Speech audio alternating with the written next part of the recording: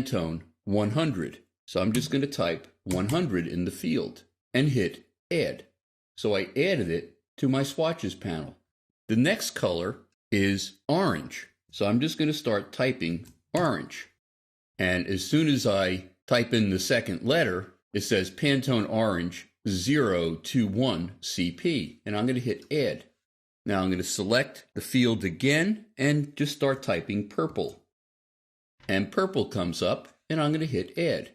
The next color is Pantone 327. Let me type 327 and hit Add. The last color from Color Bridge is green. So I'm just going to type GR and green comes up. I'm just going to click OK and you can see all of the colors had been added to the swatches panel.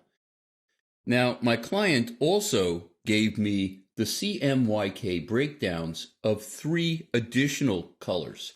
So I'm going to go back under the options menu to New Color Swatch.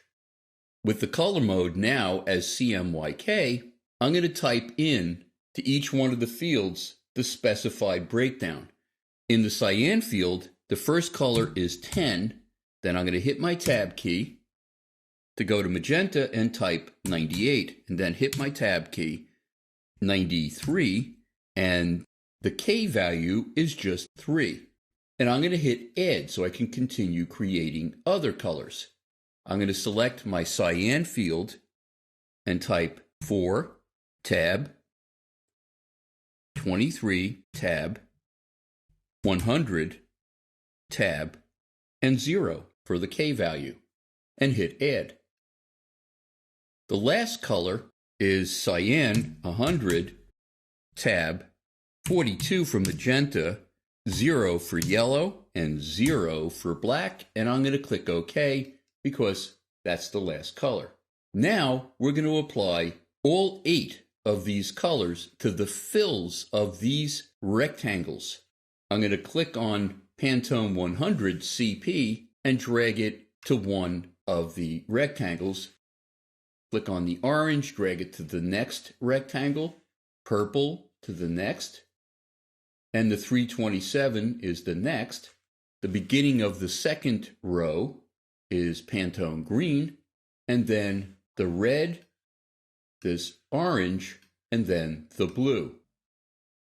I'm also going to apply blue to this stroke.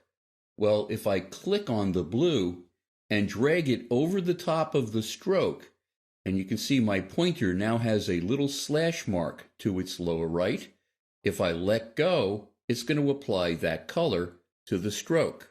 Now, let's have some fun with the stroke in the line that's above the coupon. I'm going to zoom in a lot closer so we can see what's going on, and then just scroll down so we can see the entire stroke. I'm going to go to my selection tool and just click on that line segment with the blue stroke. We're going to create a dashed line for the top of the coupon. So I'm going to go into my stroke panel, but this dashed line is going to be really unusual. I'm going to click down on type of stroke and choose dashed. And now we're going to create a dashed stroke with a repeat pattern of rounded rectangles and circles. Is that even possible? Well, let's give it a shot. In the first field for dash, I'm going to leave that 12 points. The gap immediately after that is also going to be 12 points. Let me click in my next dash field. This next dash is going to be 0. I wonder if that's even possible. We'll find out when we click in the next gap. And it is doing it, but it really doesn't look like what I want. But let's continue. I'm going to type 12 in the next gap. And to apply it, I'm going to click in another field. And now the secret to creating a rounded rectangle dot pattern. I'm going to click Round Cap in the cap section of the stroke panel. And you can see you're getting dots followed by a rounded rectangle. Very cool. Now let's fill in the gap with a color. How about this orange that's second from the bottom in the pop-up menu? Really kind of cool. In the next lesson, we're going to begin discussing transparency and effects.